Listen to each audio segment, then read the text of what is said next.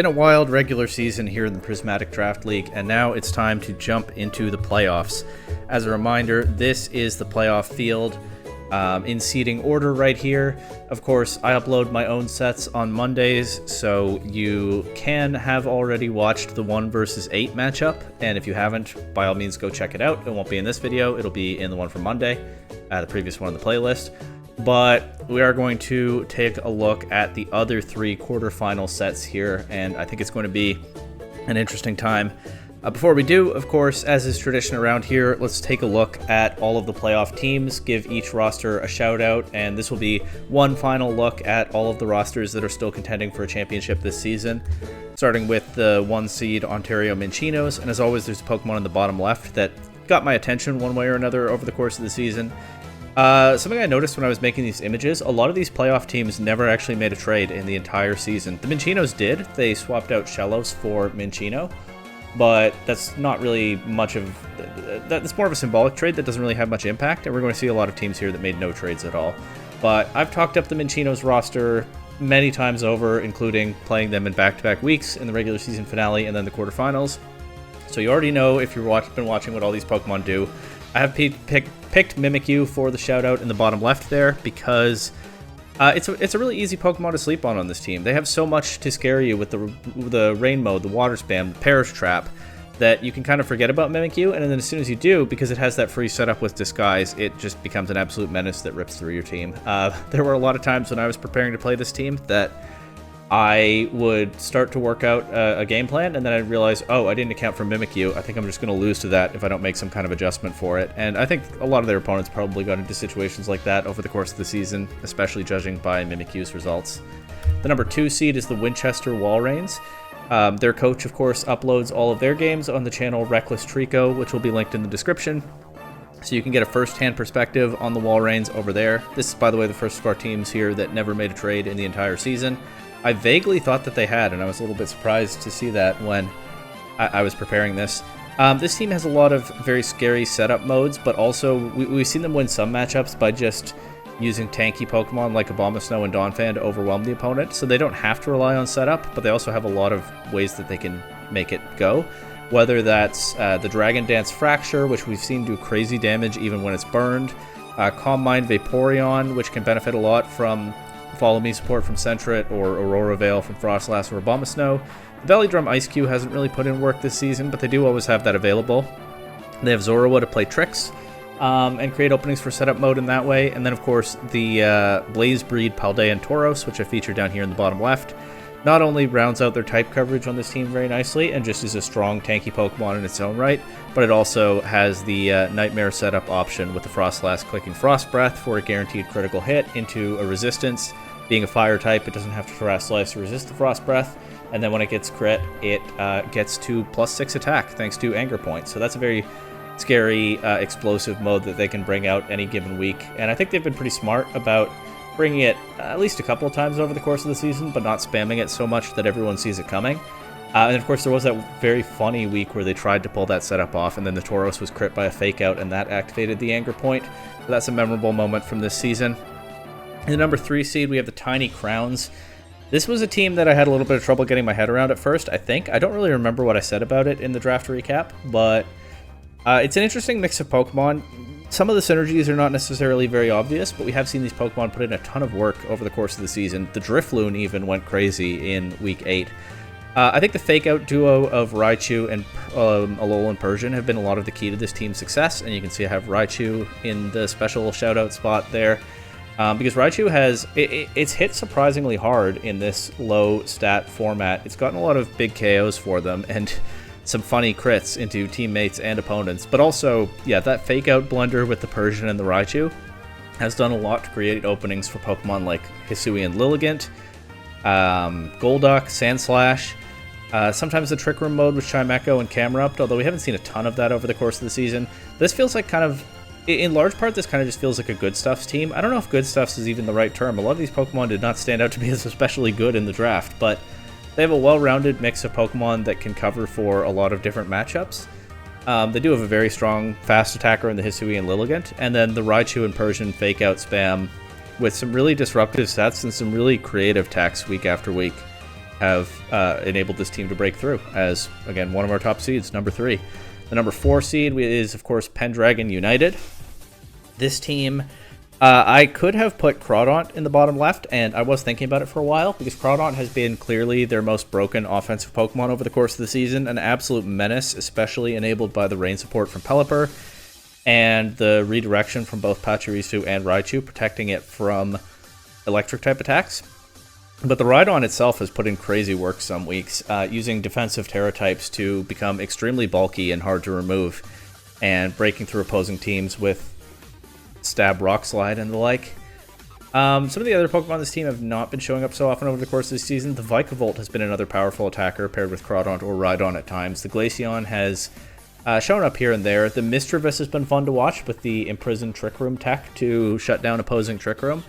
But a lot of this team has been the Crawdaunt, Vikavolt, Rhydon show, supported by Pelipper and Pachirisu, and it's been working extremely well for them. At number 5, we have the Foraging Furrets, a team that had a rough start to the season, but bounced back in a big way. Mostly with an offensive core of Staraptor, Bisharp, and I guess you could throw in Bramblegast. Bramblegast, of course, having that Wind Rider ability, gets an attack boost if Staraptor sets Tailwind for it, but Staraptor is sometimes better off just hitting things extremely hard.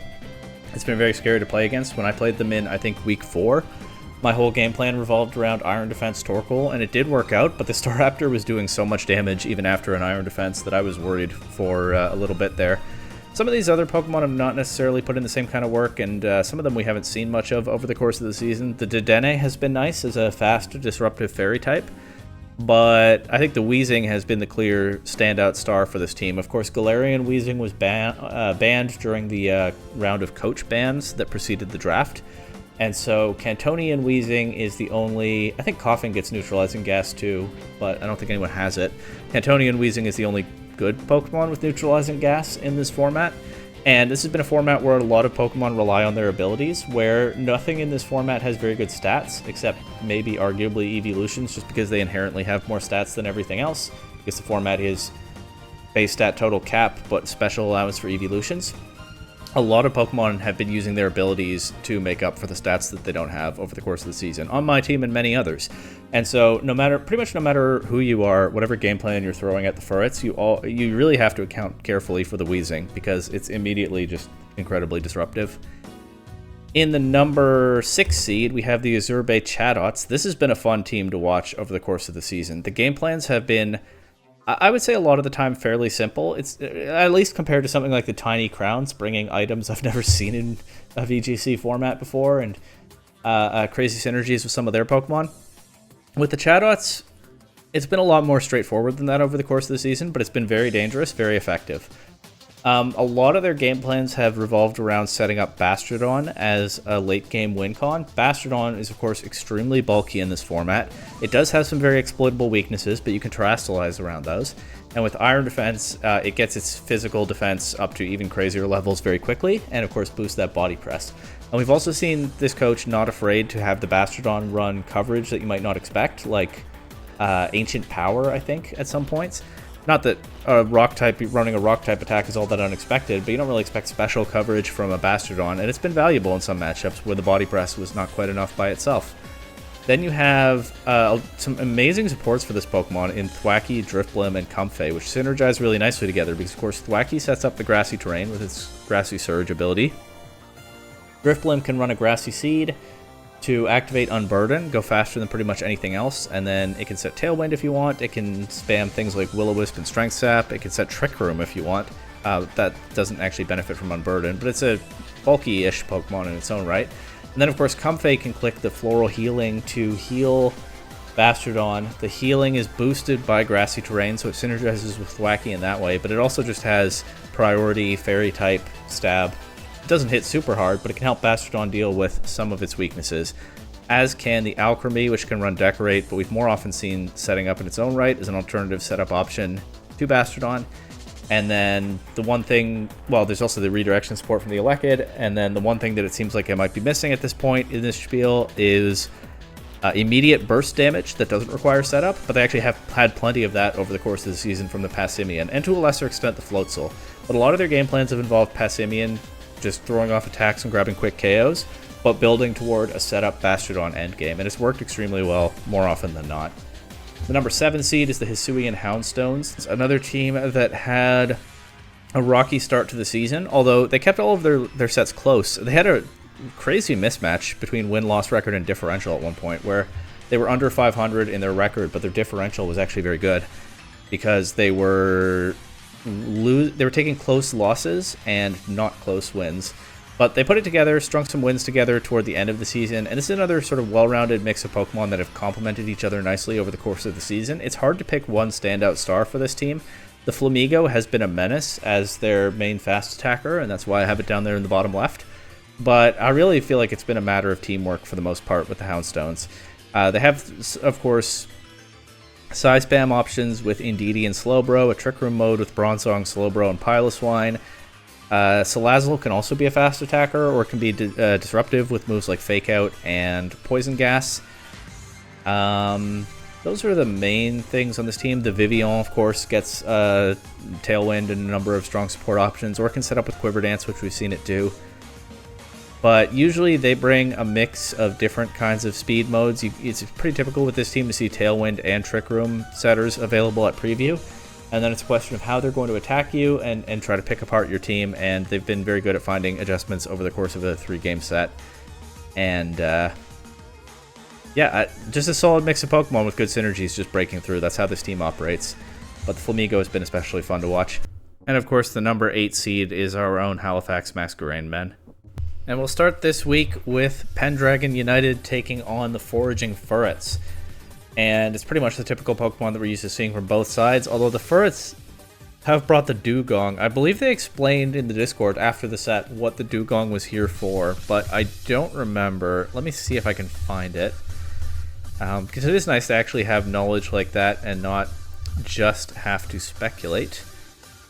But probably shouldn't spend too much time on that. Okay, I don't know. I know it was explained somewhere in the Discord. Maybe I will leave a comment or something. Oh, okay, no, I got it.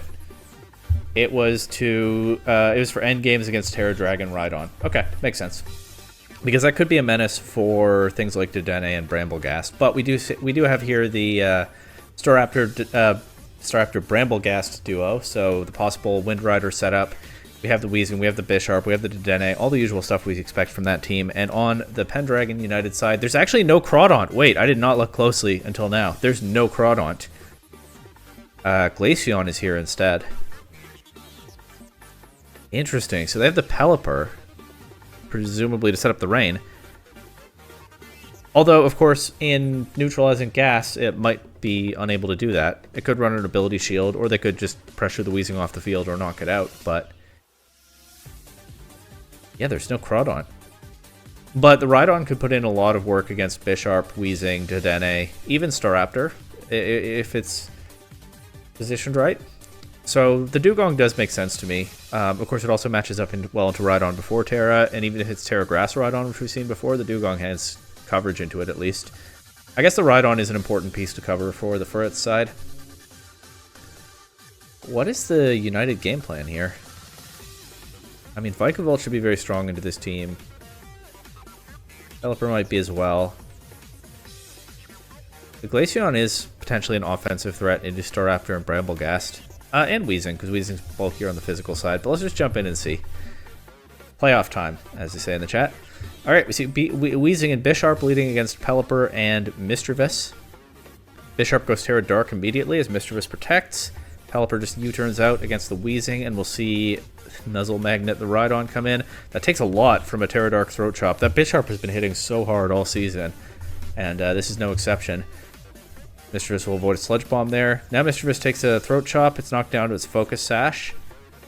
Sludge Bomb does almost nothing to Rhydon, except it does poison it, so actually that does something. Rock Slide not doing much back, as Mischievous sets the Trick Room. We've seen Mischievous deny Trick Room in past weeks, but this time makes sense. The Furrets have the faster team for the most part. It is setting up the Trick Room, but Rhydon has taken a lot of damage already and not done much back, so it's still a little bit hard to see what the game plan here is. We see the Staraptor switch in. But of course, there's no Intimidate because Neutralizing Gas is still on the field. But Rhydon now able to go for that Earthquake. We saw the Rock Slide earlier, I guess while they were getting set up, getting their positioning right with the Trick Room. Now Rhydon can throw off an Earthquake. It'll knock out the Wheezing. And of course, its partner Mischievous would normally be immune. Oh, that's right.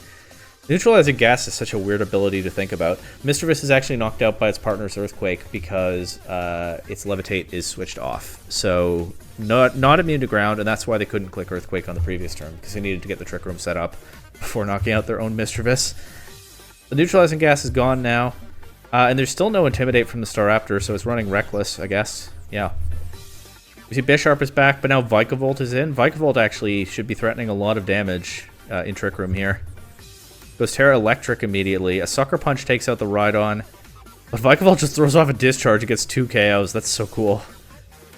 And now we see Pelipper come in. It can set up the Rain. And we see Dugong is the last Pokemon here for the Furrets. Vikavolt just protecting, as does Dugong. And we see Pelipper throw a Weather Ball at Dugong.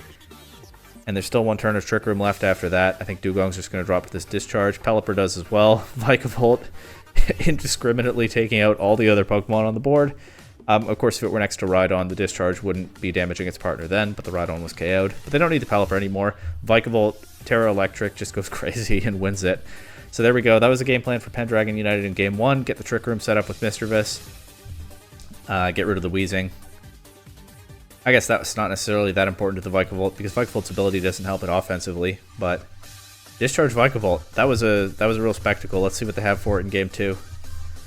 Bisharp leading with Wheezing. I think like last game, against Pachirisu this time, and Mischievous. They could follow me Trick Room if they want. Terra Dark Bisharp immediately once again. Follow me, Throat Chop, just knocks it out. But Mischievous isn't going to take much from a Sludge Bomb, even with a crit. It does get poisoned. Gets the Trick Room up. That probably establishes that the Wheezing doesn't have Taunt. Maybe we could have inferred that from Game 1 when it also clicked Sludge Bomb into Mischievous. But that makes the Mischievous... Of course, we know Mischievous is a Focus Sash, so no Mental Herb. But it can pretty freely set Trick Room up with that support from the Pachirisu. We'll see Vikavolt come straight back in here. Bisharp switching out to Dedenne. So they have 2 Electric Resists, Dedenne and Bramblegast. They brought at least one of them here. Vikavolt will protect as Dedenne gets burned by Mischievous' Will-O-Wisp. But I would guess that Dedenne is running special attacks, other than maybe Nuzzle. We do see the Rhydon come in, so it can sit comfortably on the field while Vikavolt clicks Discharge, but the Discharge, yeah, well, it actually still does a lot to Dedenne, but it doesn't get any KOs this turn. Vikavolt will take a Sludge Bomb back and a Dazzling Gleam, which crits Rhydon. And yeah, that Wheezing is holding up pretty well here. Of course, this would be an awesome Disquake duo if it weren't for the Neutralizing Gas, right? Vikavolt's ability is Levitate, just like Mischievous. So Rhydon will take no damage from Vikavolt clicking Discharge next to it. If the Wheezing were not on the field, Rhydon would be free to click Earthquake, and Vikavolt would take no damage from that. But instead, if Rhydon clicks Earthquake right now, it'll knock out Vikavolt. It might be worth it to protect and Earthquake. That might be what they do this turn. Let's see. No, Discharge. Because the Discharge, even if the Wheezing doesn't protect there, it doesn't look like the Discharge knocks it out, but I think an Earthquake would. But it's just hard to position because of the Neutralizing Gas. Anyway, the Discharge will take out Dedenne here. Wheezing protected. They do just Earthquake. Oh, it's Ability Shield Vikavolt. Okay, never mind everything I just said then. That's a good tech. Earthquake Rhydon with Ability Shield Vikavolt. That's really solid in this matchup. We see the Bramblegast come in, so they did bring both Electric Resists. Makes sense. Vikavolt will knock the Wheezing down to its Citrus Berry. This Earthquake should take it out. Yeah, the Ability Shield Vikavolt is very cool here. That's some good cooking. But now we have Bramblegast here, and Bisharp is back. Strength Sap into Rhydon to lower its attacks. Bisharp will outspeed Vikavolt, so they waited out the Trick Room successfully before bringing Bisharp back in. Vikavolt goes down. Rhydon at -1 attack lands a Crunch into Bramblegast, and it still does a lot of damage. Of course, you'd think Bramblegast could have gone for a Power Whip, but then it has to actually hit. So Strength Sap is safer, but Rhydon was never in a very safe position there, is what I'm saying. But I think that Crunch KOs, if not for the Strength Sap, right? I don't know the math on that one. Mischievous is back, and it looks like... I mean, that Rhydon is under so much pressure. The Will-O-Wisp going into Bisharp... I guess it doesn't really matter. There's so much damage from the Furrets side here that it's hard to see Pendragon United taking this one. The Bramblegast gets back to full with another Strength Sap into the Rhydon. And the Earthquake is just not doing much damage to anything at -2. So Rhydon is going to fight this one out to the end, but I think it is going to come up short. No Dugong needed for the Furrets in this game to defeat it. And yeah, they were able to hold up just long enough. I don't think the PDL counts playoff stats, but I appreciate the effort here. What was I saying? Yeah, they were able to hold up just long enough against the Vikavolt to get out of the Trick Room and then overwhelm United with damage. So we'll see how Pendragon United can adjust to that. They have an extremely powerful offensive position with the Vikavolt and the Rhydon next to each other in Trick Room. But Bramblegast handles that pretty well defensively. And then if the Furrets can wait out the Trick Room and prevent it from being set up again, suddenly they're the ones threatening a ton of damage. Game 3, let's go. Nothing better than Game 3 in the playoffs, right? This time it's Dedenne leading with Bisharp against Glaceon and Pachirisu. Terra Dark Bisharp, follow me Pachirisu, but it's a Dazzling Gleam. It misses Glaceon. There's no snow on the board, so Glaceon is running Bright Powder, I guess. I don't know what kind of person would do that, bring Bright Powder to a Draft League playoff set. That seems like a crazy thing to do. Who could imagine? Okay. Okay, computer suddenly blue screened mid-recording. That's great, I'm sure. But anyway, I believe it was Game 3, Turn 1 that we were on. We saw the Dedenne miss a Dazzling Gleam into the Glaceon. And then Pachirisu dropped her Throat Chop. And I believe the recording cut out before Glaceon clicked Snowscape, which means, as I already said once, it's going to be harder to hit from here because I'm sure it's running Snow Cloak along with that Bright Powder. We see the Rhydon come in now and protect immediately. Not Bright Powder. Some fun chats there. As Glaceon will be hit by a Dazzling Gleam this time for 1/3 of its HP. But it'll throw off a Blizzard. Of course, Blizzard will not miss because of the snow. It'll do big damage to both of these Pokemon, and it will freeze the Bisharp. So, lucky start here from Pendragon United. Hey, an opponent at my first ever regional said better lucky than good after beating me.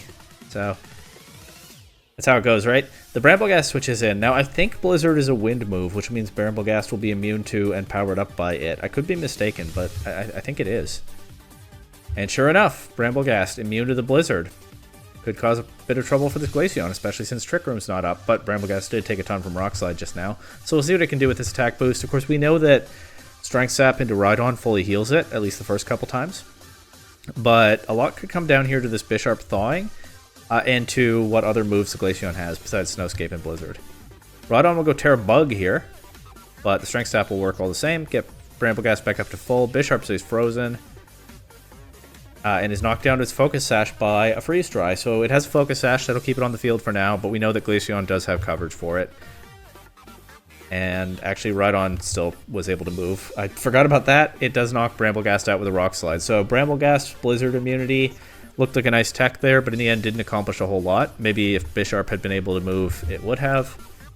But we'll see the last two Pokemon for the Furrets here, Bisharp and Weezing. That will switch off Glaceon's Snow Cloak. But Bisharp drops to another Blizzard. Weezing takes it. Throws a Sludge Bomb, no longer resisted, into Rhydon. That Earthquake will knock Weezing down to its Citrus Berry, and it's hard to imagine that the Weezing can hold on against the Onslaught, as it does in fact drop to a Freeze Dry. No need to risk missing a Blizzard. So obviously that was a bit of a lucky game for Pendragon United with the dodge and the Blizzard Freeze. This certainly could have gone differently, but the Glaceon worked exactly as you want it to if you're in that position, and hiding it until Game 3, spamming the Discharge Vikavolt and the Earthquake Rhydon in the first two games, and then only bringing out the Glaceon now, that's a very fun way to approach this set. And Pendragon United will move on to the semifinals, not even bringing the Crawdaunt, but showing some actually pretty solid depth that their team has. That was a fun set to start off with here. Up next, we have the Tiny Crowns taking on the Azurbe Chatots. The Chatots have a lot of what I talked about earlier in this video. There's no Thwackey this time, and there's no Floatzel, but of course you can't bring everything every week. They do have what looks like a setup Bastardon mode supported by Comfey, Elekid, and probably Driftblim some way or another. They have that Passimian for the immediate burst damage, and the Alchemy is a little bit of a wild card. It's probably an offensive Pokemon in its own right. That's how they've been using it throughout the season. But it could, of course, also offer Decorate support to something like Passimian or even Bastardon or Comfey. On the Crowns side, we have that fake-out duo of Raichu and Persian that's been oh so disruptive throughout the season. We'll see what they can do to the setup mode on the other side. We have Drifloon and Camerupt, so that suggests a Trick Room option to me, and then Lilligant and Golduck. Lilligant is just very strong. It is frail and weak to Fairy, so it might have trouble into Comfey and Alchemy. And even Drifblim, not because of the Fairy typing, but the other reasons.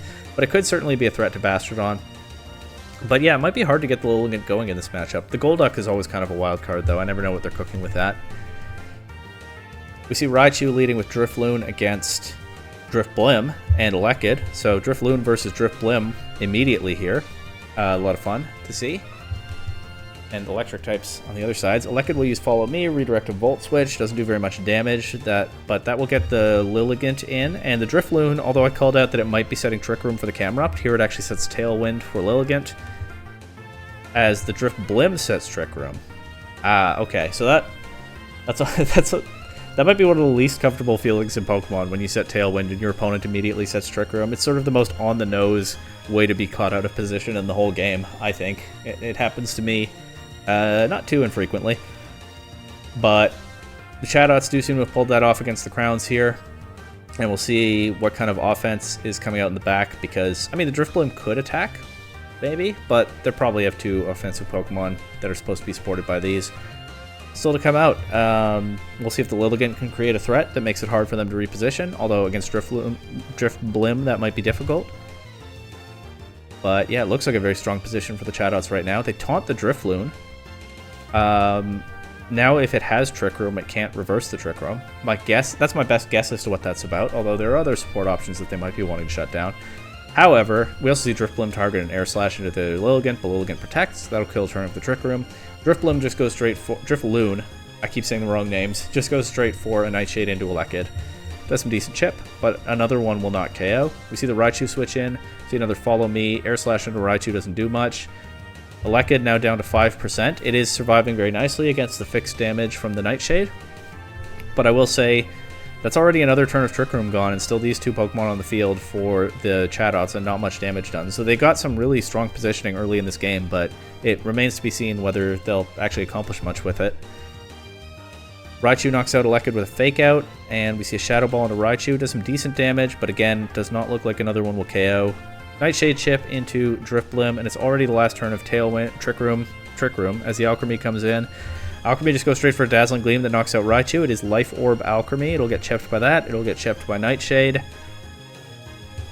The Chatots get 1k out of that Trick Room, but also the Driftblim is still there and still very healthy, so they can just set another one up, probably. We'll see the Golduck come in, see if it has a way to mess with that plan. It just throws an Ice Beam into Driftblim. It does a lot of damage, but after the Citrus Berry, not a threat to KO, not doubling. After the Citrus Berry, the double up with Nightshade. Hang on. How much did that do? I think the Nightshade did 23, right? Yeah, so that might have KO'd. It might come down to specific rounding that I'm not going to try to think through right now. That double up might have KO'd if the Drifblim didn't have the Citrus Berry, but it does survive. Alchemy will throw off another Life Orb Dazzling Gleam, does some good damage, and I think the Trick Room's going right back up. There it is. Alchemy will get 2 KOs here.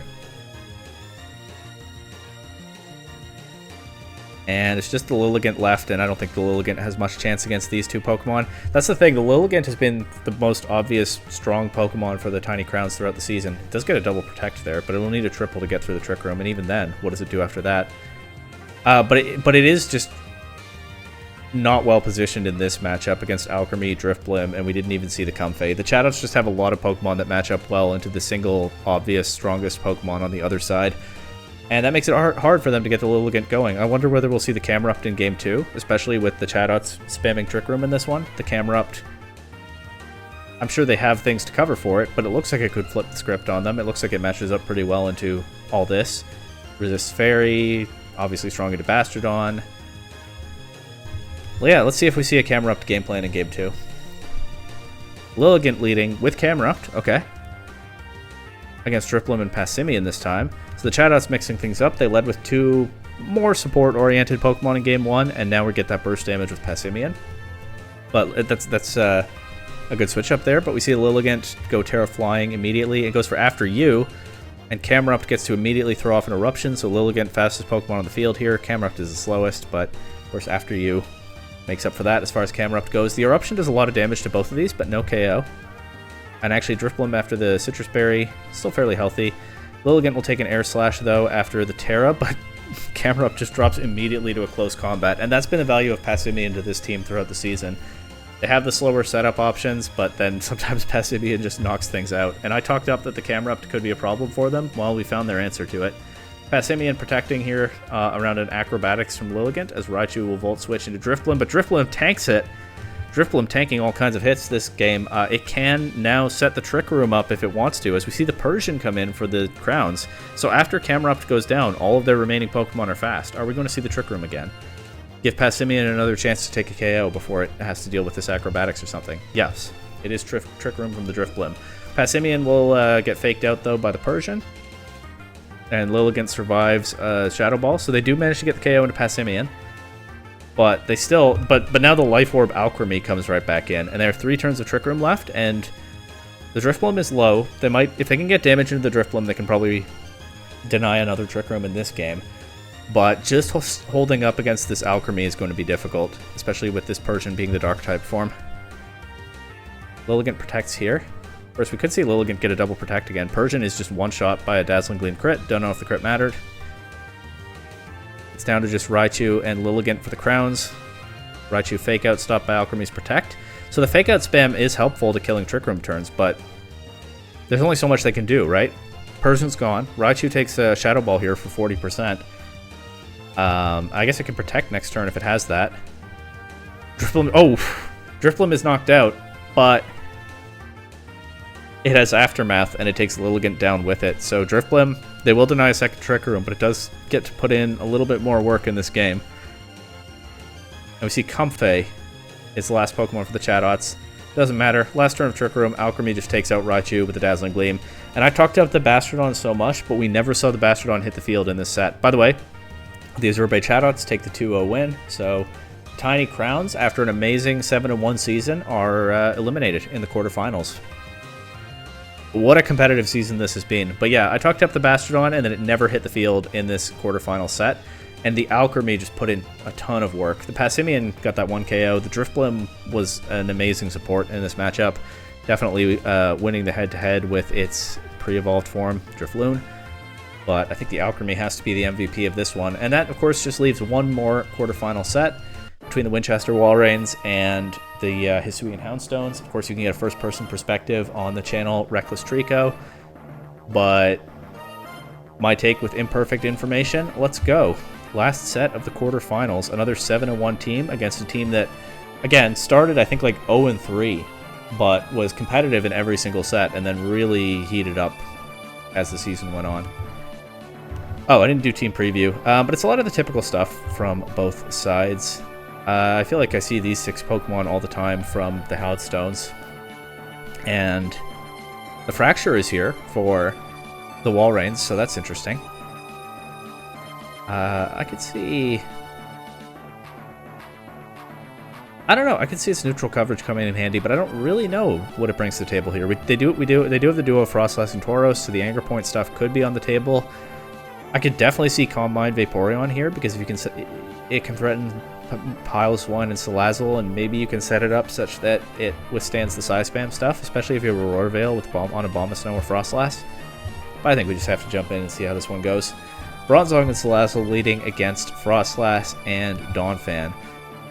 Something the Hisuian Houndstones have been doing very well all season, leading a fast Pokemon with a possible Trick Room setter, keeping you kind of off balance. It can be hard to tell where they're going to go with that idea. It could just be Fake Out Trick Room but it could be something else. And we see Frostlass and Donphan on the other side.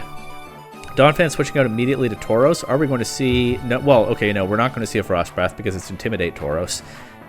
We see Intimidate into the Bronzong, not into the Salazzle because of Oblivious. Frostlass just taunts the Bronzong, so if they did go for Trick Room this turn... no Mental Herb. Yeah, it is going to be shut down. But this is the Hisuian Houndstones. I don't know if they went for Trick Room. Salazzle just throws a Flamethrower into Frostlass, knocks it down to a Focus Sash, and they did go for Trick Room. Okay, so good start there from the Walreins. A Shadow Ball will do a little more than half a Bronzong, but not after its Citrus Berry. Salazzle throws a Sludge Bomb into Tauros. Tauros goes for Lash Out, knocks out the Bronzong. The Walreins have... It's interesting, this is what makes the Houndstones so hard to play against too, right? The Walreins have denied the Trick Room, but they've taken a lot of damage in the process. And that Salazzle is just running wild. And now here's the Flamigo, which has been running wild all season. Walreins throw their Donphan at the problem. Donphan has been very good in a tanky role some weeks, so we'll see if it can slow things down, get them back on track here. Takes that Sludge Bomb very nicely, except it does get poisoned. I feel like Sludge Bomb has been poisoning every time this week, and this one is no exception. That's going to be a problem. The Donphan is much easier to wear down then. And we see the Slowbro is the last Pokemon for the Houndstones, so that would have been the beneficiary of the Trick Room had Bronzong managed to set it up. Of course, Trick Room could still set its Trick Room could still set its own Slowbro. Slowbro could set its own Trick Room. It could get taunted. Frostlass doesn't have much time left on the field. It goes for an Ice Beam this turn on the switch. Okay, it goes for an Ice Beam into Flamigo. The Slowbro switches in. Frostlass drops to a Flamethrower. That fast taunt is off the board unless they have it again on something else. Donphan will land a big knockoff into Salazzle. Get rid of a Focus Sash. So Salazzle was never going down to a single hit. We see Tauros come back in and drop to a Sludge Bomb crit. I don't think the crit mattered. The Sludge Bomb did 52 last time, so yeah, probably not. Donphan throws a Seed Bomb at the Slowbro, but speaking of bulky, tanky Pokemon, Slowbro takes that Seed Bomb reasonably well. Knocks Donphan out with a Scald. And suddenly, the Walreins are on their last Pokemon in this game. It's a Bomb of Snow. I think it's just going to drop to Flamethrower. Oh, they do. They do still have Terra available. So Terra Dragon, a Bomb of Snow. Terra Fire Slowbro, however. Takes that Blizzard, no problem. Salazzle does drop. It's kind of frail. But now, I think Flamigo... Okay, yeah, Bomb of Snow gets tripped by the Flamethrower. I think Flamigo will be able to close this one out. Oh, it actually just Wide Guards. Huh. See Expanding Force from the Slowbro, Wide Guard, Blizzard, Energy Ball into Slowbro. Slowbro's a Fire type, no problem. Expanding Force. That's a really interesting play. I'm surprised by that because, so I had, as usual, I had a little bit of prior information coming into this set. I don't watch the replays before I record. That's the line that I draw, but anything that people talk about in the Discord, I consider fair game. I don't make a big thing of trying to avoid it or anything. And so I knew that the Abomasnow didn't have Earth Power this week, even though their Life Orb Abomasnow usually has had it in past weeks. But if you're the Hisuian Houndstones coach and you're playing this set, you probably don't know that the Abomasnow doesn't have Earth Power. And if you scouted your opponent, which not everyone does, I didn't really do that before I started doing commentary on every set. Honestly, one of the reasons that I do this is that I feel like it gives me a little bit of a competitive leg up because I necessarily scouting all of my future opponents when I do these commentary sessions. If you know how the Walreins have been playing throughout the season, you probably are expecting that the Abomasnow has Earth Power. And so I was really surprised by the Wide Guard Flamigo when the Slowbro was a Fire type and was vulnerable to that Earth Power. I mean, had I not known that the Abomasnow didn't have Earth Power because I read some of the talk afterward, I could see that being a game-losing play. I'm not sure why the Flamigo didn't just attack. Also, like, Slowbro probably takes a Blizzard, right? Yeah, it took 11 from the first one. I'm really surprised by that Wide Guard. I really think, under different circumstances, they could easily have lost the game on that play. But we don't have different circumstances. We have the circumstances that we have, and the Hisuian Houndstones take game 1. And, again, the tempo of their game was really interesting, right? They did go for Trick Room with the Bronzong. The Walreins had to commit resources to denying the Trick Room, and they pulled that off. But at the same time, the Houndstones also just brought their fast offensive Pokemon, and those ran wild. They got the damage that they needed, while the Walreins were focused on denying the Trick Room, and then they were able to close things out from there. I'm kind of puzzled by those last couple turns, but it was still a really good demonstration of why the Hisuian Houndstones have been such a nightmare for a lot of their opponents throughout the season. And even when they were further down in the standings, you know, they've never been blown out this season. They've been competitive every single week. And we'll see how the rest of this semi-final set goes, what adjustments the Walreins find right now. Indeedee leading with Flamigo against Vaporeon and Tauros. So that Indeedee is immediately threatening a terrain-boosted Expanding Force. And Hopefully there's a Terra type to cover for that, because there are no Psychic Resists on this team. These two Pokemon don't look like they want to have to deal with it, but we'll see what they have prepared. I'm sure they have some Terra or something to deal with the Expanding Force. Let's see. Psychic Seed Indeedee, actually, so it's not running a Choice Scarf or a Life Orb or anything like that. It could be playing more of a defensive role, but I would still expect it to be able to hit hard. The male Indeedee. Flamigo running Scrappy, so it doesn't have to worry about Tauros' Intimidate. Flamigo obviously a massive damage threat as well. We do see the Donphan switch in once again. Tauros goes Terra Ghost. Terra Ghost. Terra Ghost. So that'll turn off its flying weakness, obviously. It'll take a Brave Bird somewhat better, although it's still, yes, not super well. It'll still take neutral damage from a close combat because this Flamigo is running Scrappy, which not only ignores Intimidate, but also makes its fighting type attacks able to hit Ghosts, and I think normal type attacks as well, but from Flamigo, you'd expect fighting. It doesn't really create any obvious threat into Indeedee. It does turn off the Psychic Weakness, but it's a neutral hit. It could still take a lot of damage from an Expanding Force, I would think. But yeah, I mean, it did just make them neutral into all the stabs on the other side, except the Indeedee Hyper Voice, which is an immunity. It might work as a defensive Terra type. Let's see. Expanding Force. Hey, the Tauros does survive. Lands a Lash Out into Indeedee. Oh, that almost KOs, but not quite. I wouldn't be surprised if this Indeedee is bulkier than Reckless Trico anticipated, considering the Psychic Seed. So, yeah, just by making the matchup neutral, Tauros does take an Expanding Force, and maybe they calced to KO some kind of Indeedee set. It wouldn't surprise me. They do not get the KO on this one, at least with this roll. Donphan drops to close combat. That Flamigo just does so much damage like it's been doing all season. Tauros drops to another Expanding Force, and all of a sudden the Walreins are down to just Abomasnow and Vaporeon. Abomasnow protecting. Vaporeon taking a lot from a close combat, but not knocked out. But an Expanding Force will finish the job, yeah. Wow, the Houndstones really smelled blood this game. Their Trick Room mode was completely shut down in Game 1, and their fast offense overwhelmed the Walreins anyway, and in Game 2 they just doubled down on the fast offense, and it was an Indeedee Flamigo sweep. Looking it over, it's a tough matchup. Because the Walreins, again, they brought a lot of their best Pokemon, and there's no Psychic Resist. At least before Terra. I'm trying to think about the rest of their draft. They have Sentret, Ice-Q, Rotom, Zorua, and Fletchinder. So Zorua is immune to Psychic, but it's just not very good. It's probably a tough bring in a playoff set. And they have no resist otherwise, and they're up against Indeedee, Bronzong, Slowbro. I can see why shutting down the Trick Room was so important.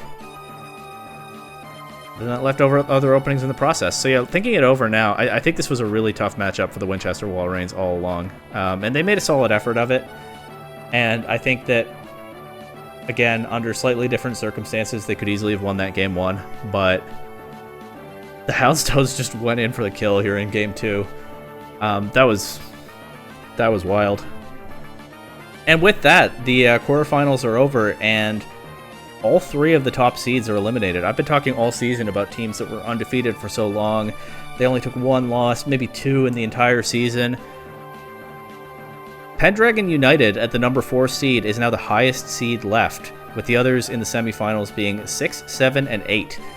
This season has been something else. I think this has to be called the most competitive PDL season so far, like people have been saying in the Discord. It's some real anyone can win any week. Tough matchups all the way around. It's been a fascinating format with this base stat total cap, and there have been so many good coaches cooking hard all throughout the season. And of course, with this being a traditional bracket format, Pendragon United, the highest seed remaining, is also my opponent in the semifinals. So check back on Monday for that. And check back later next week for the Azure Bay Chatots and the Hisuian Houndstones. The teams that you definitely expected to be watching this far into the playoffs, right? This season's really been something else.